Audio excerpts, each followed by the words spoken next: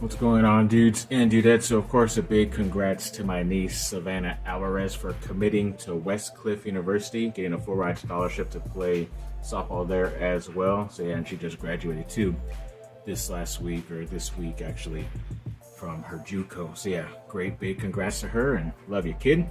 And then when it comes to the Chargers and their free agency or some rumors out there, the Packers did release a very good player in the cornerback Jair Alexander, and of course the Chargers are already linked to him because they didn't really supplement that position in the draft as much or went after and signed somebody.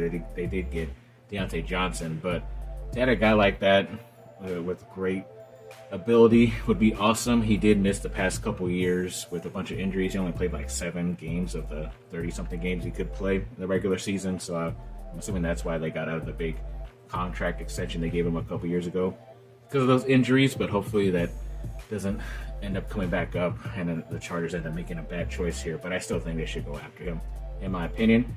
Another cornerback / safety out there is Jalen Ramsey, who obviously is a friend of Derwin James, but yeah, it looks like they have strong interest in signing him. I know somebody did a trade from ESPN where the Dolphins get a 2027 7th round pick and the Chargers get Ramsey and a 2027 6th round pick. So yeah, I was kind of surprised that the Chargers are basically being given this player and a better pick in that draft in order to take Ramsey. I guess because of his contract too is why the Chargers are technically winning this scenario. I don't know if they have enough money to take his type of contract and all that stuff, but it could be pretty interesting if they get one of these two guys. Another player on the offensive side that they've always seemed to be linked to is the tight end from the Falcons, Kyle Pitts, and it looks like he's been linked to a couple other teams too, but I don't know, it just seems like the Falcons never want to trade him or get rid of him, and they just don't know how to use him either, because he was one of my favorite players in college that year out of Florida. Just one of the best, not only tight ends, but receivers too, and yeah, just hasn't lived up to the hype. And then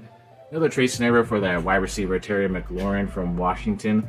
Looks like the Chargers get him and a 2026 third-round pick, while the Commanders get 2026 second-round pick, a fourth-round pick that year, and then also wide receiver Quentin Johnston. So, I don't know, a fair trade for receivers. Obviously, the Chargers get a little bit more in return because they still get the top receiver and a third-round pick, which is still nice that you do give up 2 picks, but I think it can still work out, so I don't mind that. And then, yeah, big congrats to the local guy from my alma mater, Corona High School, Seth Hernandez, on officially being given the Gatorade Player of the Year. I think it's his second straight year winning that in California for baseball. So, yeah, big congrats to him. And I don't know, we'll see if he ends up going the college route or to the show. So we'll see.